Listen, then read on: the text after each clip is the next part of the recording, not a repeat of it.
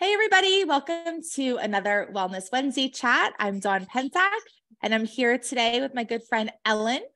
And we are going to chat today about the importance of having a healthy, regulated nervous system. If you can hear my birds in the back, they've been quiet all day until right now. So they're enjoying our conversation today. They're excited for you and everything that you're going to learn about the nervous system.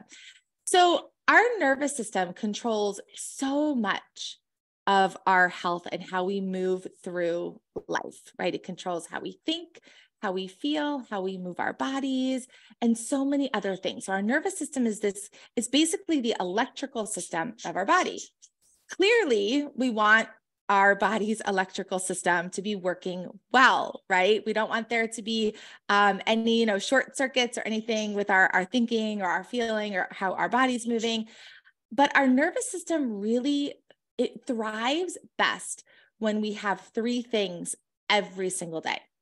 And luckily for us, those three necessary components for a healthy nervous system are fairly simple. It's not like our nervous system is requiring us to, be able to run an 8-minute mile every day or be able to do all these other things. What our nervous system needs is very doable.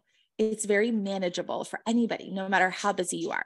And if you say you're way too busy for this, then think about the consequences of not having a healthy, regulated nervous system. So the consequences of this could be, poor sleep. It could be, excessive weight gain or just feeling unhealthy in your body. It could be that your body's not moving as well as you'd like it to, right? It could be that your health is deteriorating, right? If your body is in a healthy, regulated nervous system, your inner capacity to heal, your body's self-healing mechanisms are turned on. And these are wonderful things, right? You heal faster, you don't experience as much sickness, and overall your body is able to thrive, right? And that's great. Your sleep may suffer if you're dealing with a lot of stress, if you're in a sympathetic nervous system or dorsal vagal, if you're kind of like shut down. So we want our nervous system to be cared for every day, and we want our nervous system to thrive, to be healthy. So our nervous system requires three things, as I mentioned, every single day. And luckily, they're easy-ish, right? Nothing is very, very, very easy because we don't naturally kind of default to this healthy, regulated nervous system, especially right now, right? When we're up against a lot of external stressors and worry, fear, anxiety, like it's kind of become the normal almost, unless you're being very intentional about what you're consuming or the conversations you're having, which isn't always easy, right? So the three things our nervous system needs: it needs movement, at least 10 minutes a day, some kind of movement. Now, this doesn't have to be, like running an 8-minute mile, like I said, or doing something like this, but our nervous system requires us to move our body in an intentional way. If you break a sweat, awesome, but maybe that's not where you start. Maybe you start with just some dancing, right? With your partner or your kids, or having fun, or jumping on the trampoline, or doing some stretching, or going for a walk, right? But it's some kind of intentional movement where your heart rate, you're elevating your heart rate a little bit and you're really paying attention to moving your body. So movement is one thing.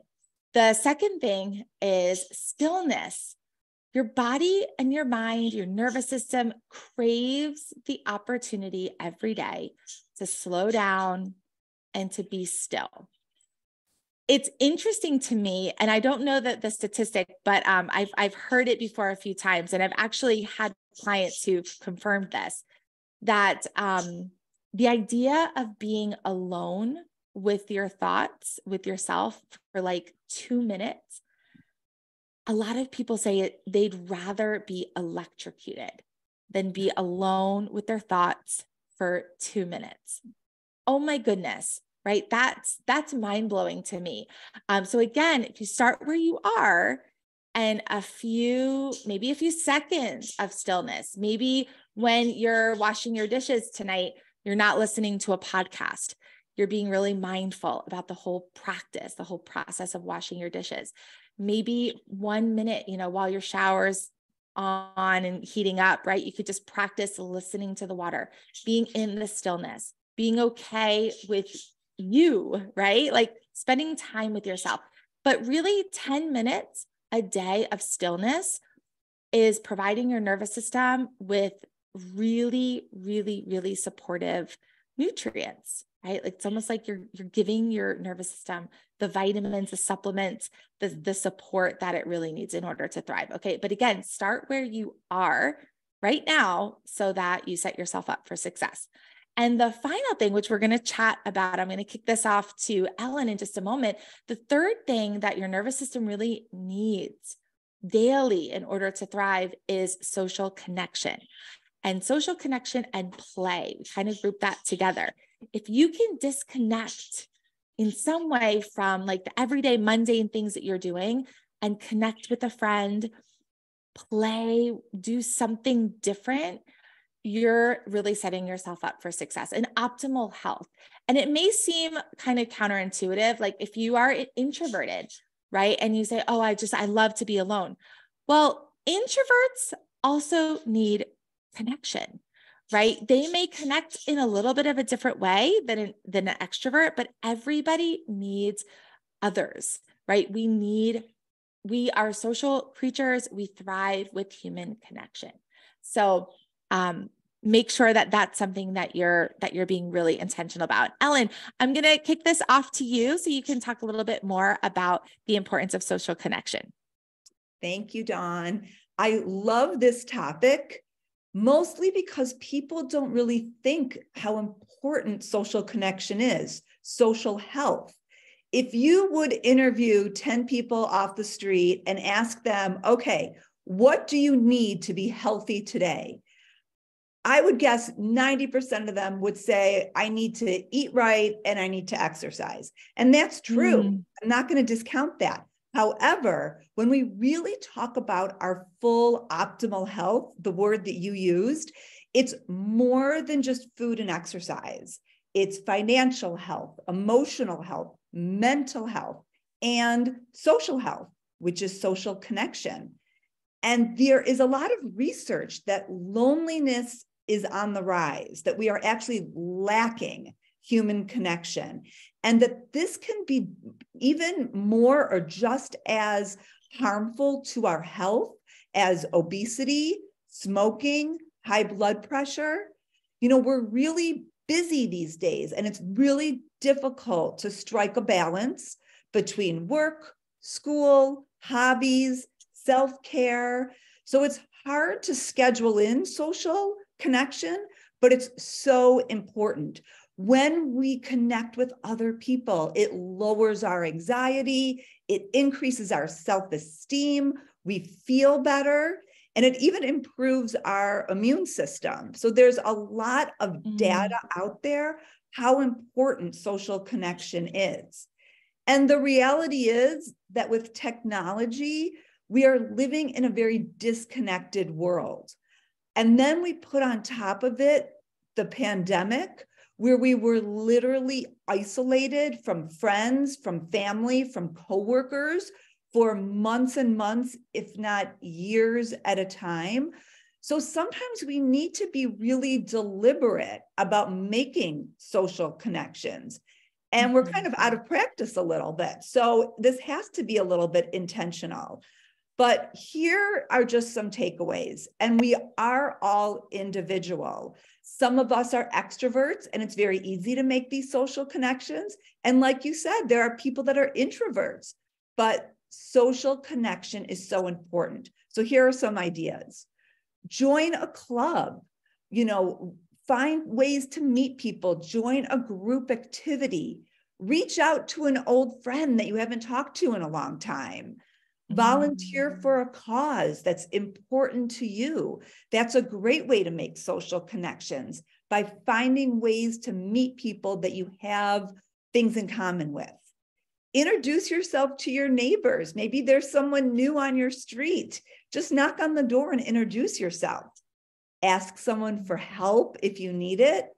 And even just doing random acts of kindness will really increase those endorphins that we all have inside our body, and they will make us feel happier, healthier, and more connected with the people that are around us. So I hope that we learned a little bit today how important social connection is for our general health. So Dawn, tell me, what do you think about some of these ideas? Yes, I love that you mentioned the danger, like how loneliness has been impacting us in such a huge way. On a recent podcast that I recorded, I found some statistics on the dangers of loneliness. And one of the statistics, which was shocking, was that loneliness can be more harmful to somebody's health than smoking 15 cigarettes a day. Wow. Yeah.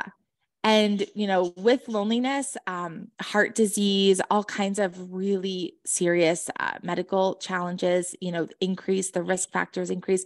So if you can connect with somebody every day, a friend, a colleague, but, with a colleague going beyond like talking about, the projects or what's on the table at work, right? But connecting with somebody, heart to heart, and really in a really energizing, nourishing way, that's doing so much for our nervous system and for our health. So I love that you mentioned that, Ellen, and I love the tips that you gave. I was actually, before we jumped on our call today, I was at the park with my daughter's couple of the friends, from her class, and I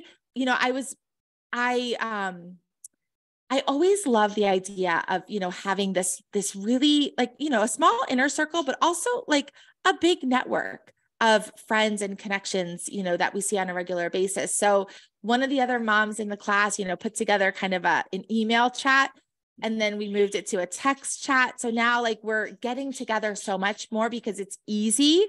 It's so easy to just send a text out and be like, hey, they're on spring break. Who can meet at the playground? Or we're going out to dinner tomorrow night. Hey, who's up for dinner? And it's been a really great for the moms to feel more connected, but the girls also, right? And then the siblings are playing together now. So we've gotten together quite a few times now because we've made it easy to connect. We all use text. We just put together a thread. So, is that something that might work for you? Are there a few moms in your kids' class? I know for me, before the moms got really friendly, we would see each other from a distance, or we would, chit chat here and there, but it wasn't like a deep friendship or a real connection.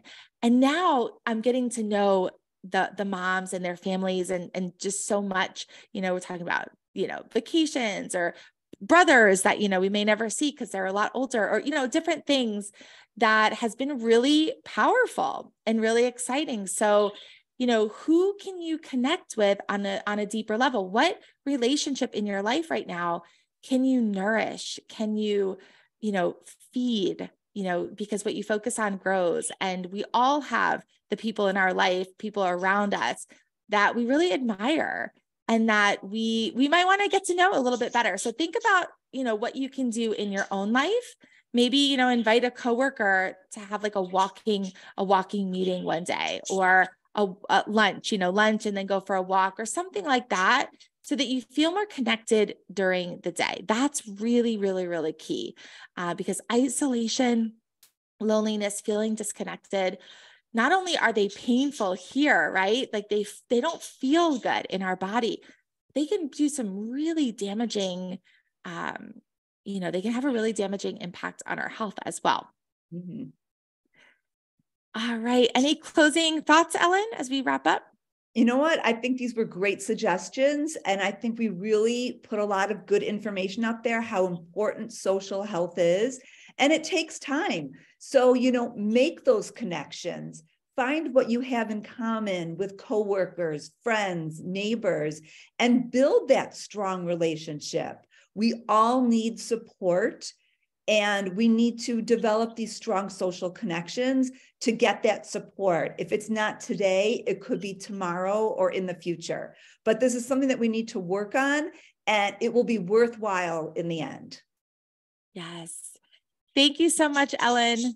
And thank you everyone for tuning in. We'll catch you next week. Take care.